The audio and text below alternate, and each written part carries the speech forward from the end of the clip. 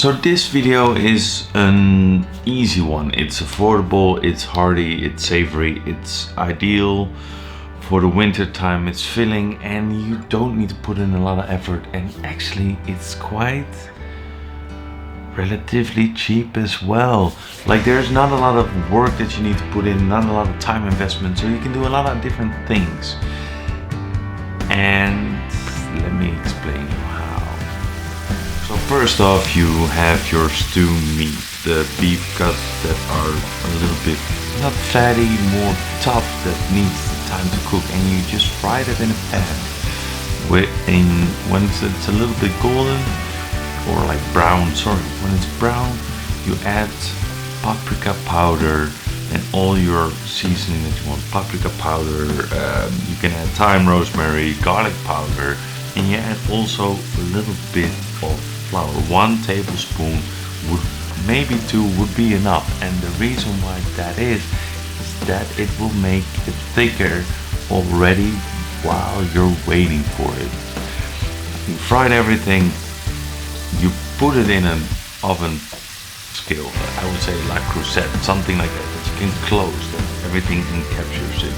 You put it in there, and then you add some water to the pot or the pan so that all the flavors of the meat gets released. And then once it's boiling a bit, you add some tomato sauce. You can just add tomato sauce, you can add crushed tomato, you can add passata, it's all up to you. But just add that, mix it all together, and basically that will be the broth or the sauce for the stew. Now, that's super easy, right? And then you think like, fuck, it misses flavor. Now what you can do is, you can fry an onion, carrot, you can fry it, sure.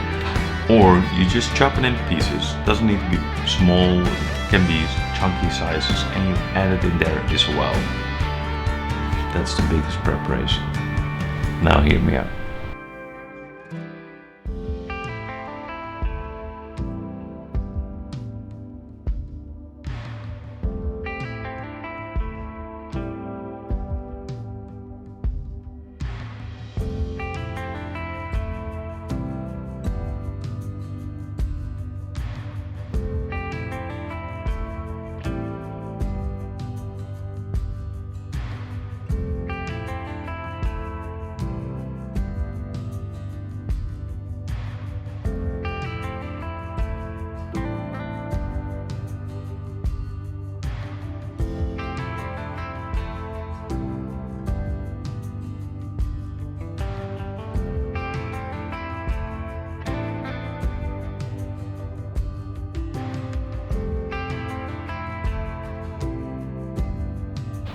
Since I said this is the biggest preparation, or like this is the part where most effort is going in, all you do is put a lid on the pot, put it in the oven on 125 degrees Celsius. And I don't know how much Fahrenheit it is, so sorry, my apologies for that. You just put it in the oven for 16 hours. I put it in at 10 o'clock in the evening before, and it was ready at 4 o'clock the next day in the afternoon. So all its work, all its flavor development goes in there, and then all you need to do is make a mashed potato like I'm doing. Whether you use instant mash, you make fresh mash, or boil rice, or just add some bread, it's all up to you.